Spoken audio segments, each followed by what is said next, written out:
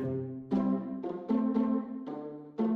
there, I'm Noah, just your average guy who, happened to build a really big boat. Yeah, that Noah.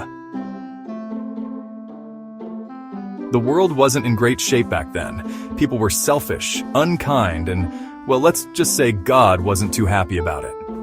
One day, God spoke to me. He said, "Noah, I want you to build an ark." I was like, "An ark?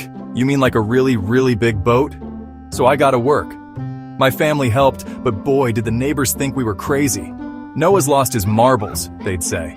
But we kept building, rain or shine. The ark was huge, 3 stories high and as long as 1.5 football fields. Talk about a DIY project.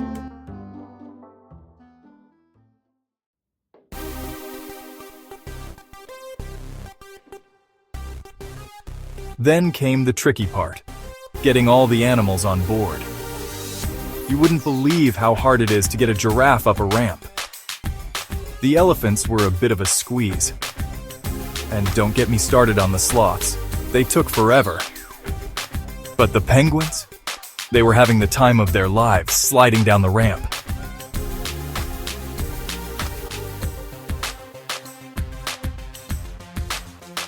Just when we thought we were ready, it started to rain. And rain. And rain some more. The water rose higher and higher. Soon we were floating above everything we'd ever known.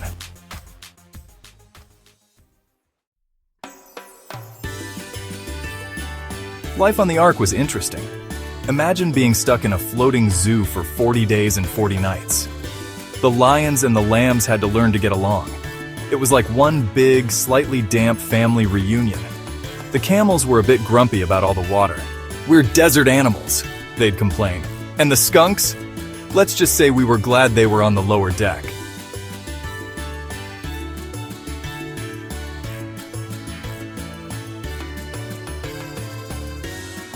But it wasn't all chaos. Some unlikely friendships formed. The giraffe and the penguin became best buds. As the days went by, we all learned to work together. Even the cats and dogs called a truce, most of the time.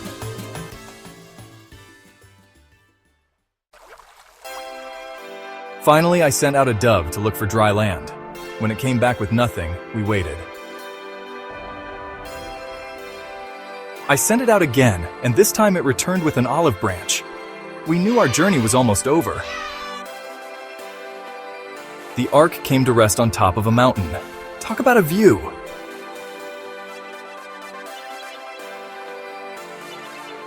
As we stepped onto dry land, we saw a whole new world. It was like pressing the reset button on creation. The animals were so excited. The kangaroos bounced right off the ark. The fish were probably thinking, "Finally, some peace and quiet."